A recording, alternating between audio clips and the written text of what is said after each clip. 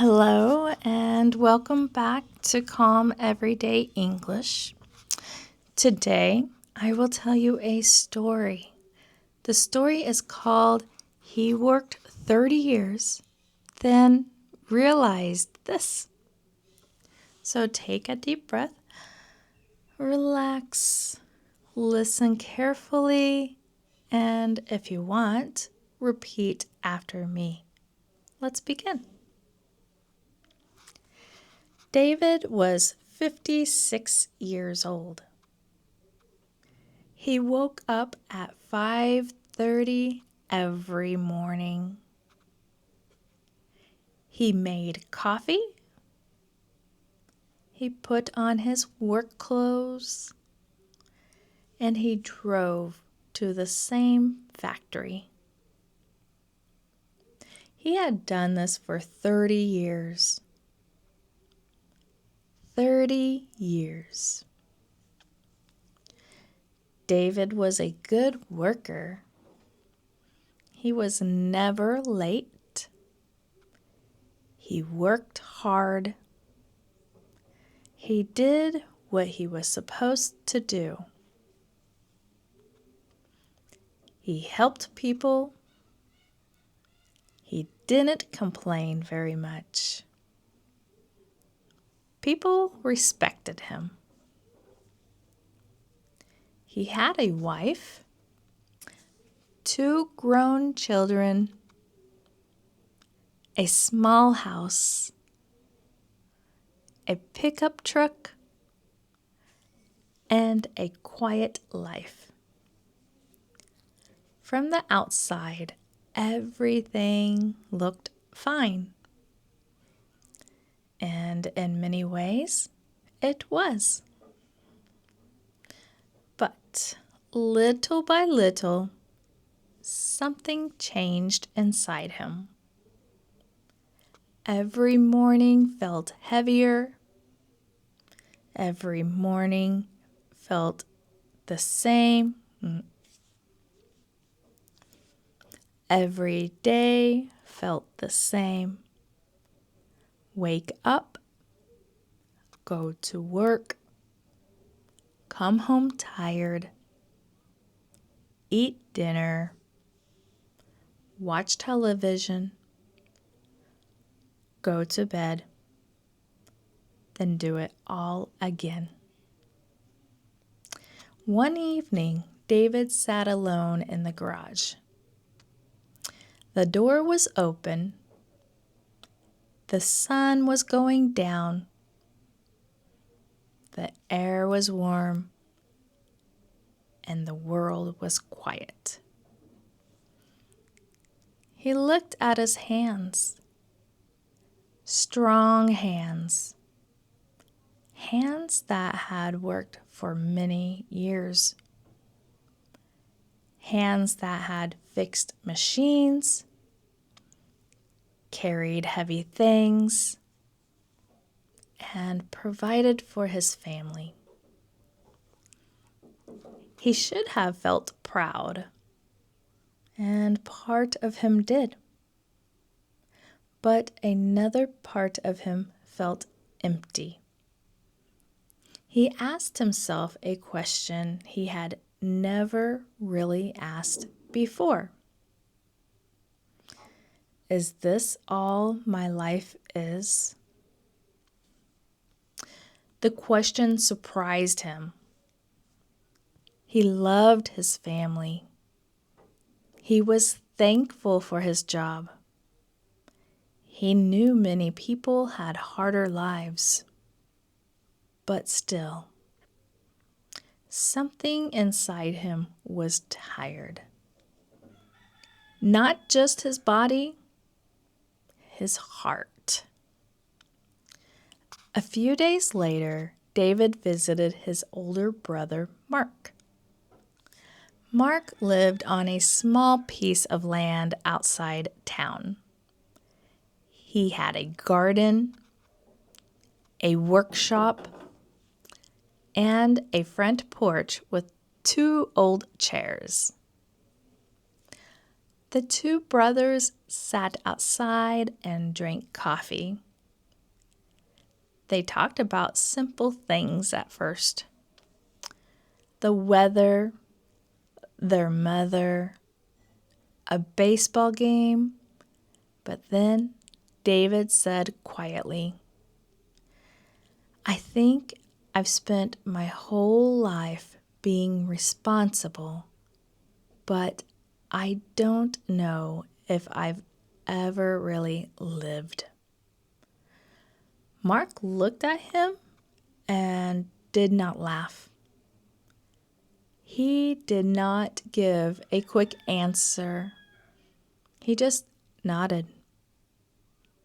Then he said, "Maybe you forgot that life is more than work." David looked down at his coffee cup. More than work. The words stayed in his mind. Mark continued, "You worked hard. You took care of your family. That matters. But tell me something. What makes you feel alive?" David didn't answer right away. He had not thought about that question in years, maybe decades. What made him feel alive? Then he remembered. When he was younger, David loved making things out of wood. He used to build small tables, birdhouses, shelves, simple things. He loved the smell of fresh wood. He loved working slowly with his hands. He loved creating useful and beautiful things. He had not done that in a very long time. Life got busy. Bills had to be paid. Children needed shoes. The roof needed fixing. There was always something more urgent. So he put that part of himself away, and eventually he forgot it was there. That night, David went home and opened an old cabinet in the garage. Inside, under some dusty boxes, were his old tools: a hammer, a measuring tape, a sander, a box of nails. He picked them up one by one. He smiled. It was a small smile, but it was real. The next Saturday, David went to a hardware store. He bought a few pieces of wood. Nothing expensive, nothing fancy, just enough to start. He spent the afternoon in the garage, cutting, measuring, sanding, making mistakes, starting again. And for the first time in a long time, he forgot to look at the clock. Hours passed, but he did not feel tired. He felt calm, focused, present, alive. When he finished, he stood back and looked at what he had made. It was only a small bench, nothing perfect, nothing amazing, but it was his. He made it with his own hands, and something inside him woke up. After that, David kept going. Not every day, not all night, just a little at a time.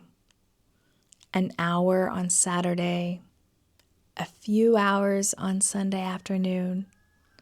He made a shelf for his wife, a stool for the kitchen, a small table for the porch. His wife noticed something. He smiled more.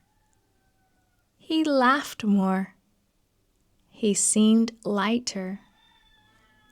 One evening she said, "I haven't seen you like this in years."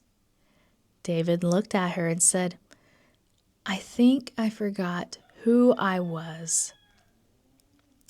She reached for his hand and she said, "Maybe you're remembering." That sentence stayed with him. Maybe you're remembering. Not becoming someone new. Not changing his whole life overnight. Just remembering a part of himself he had left behind. David still worked at the factory. He still woke up early. He still paid the bills. He still had responsibilities. But now he understood something important. Work is part of life.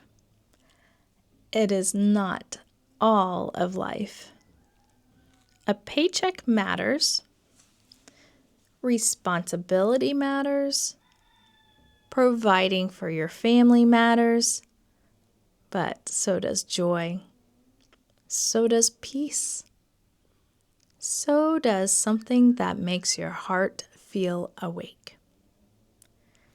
David did not quit his job and move to the mountains. He did not become famous. He did not suddenly have a perfect life. But he did change. Slowly, quietly, deeply. He stopped waiting for retirement to enjoy his life. He stopped telling himself, maybe someday. He stopped believing that his only value was in how hard he worked. And he started asking himself better questions. What brings me peace? What gives me joy? What part of me have I ignored for too long? Years later, David would tell people this: I worked for 30 years to build a life for my family, but I almost forgot to build a life inside myself too. And when he said those words, he meant them, because he had learned something simple and something powerful. A man can be responsible and still make room for joy. A man can work hard and still make room for peace. A man can care for others and still remember his own soul. It was not too late for David, and maybe it is not too late for you either. Now repeat after me. Life is more than work. What makes me feel alive?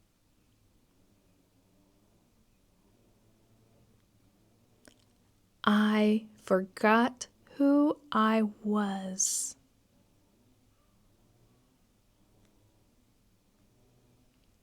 Maybe I'm remembering. It's not too late.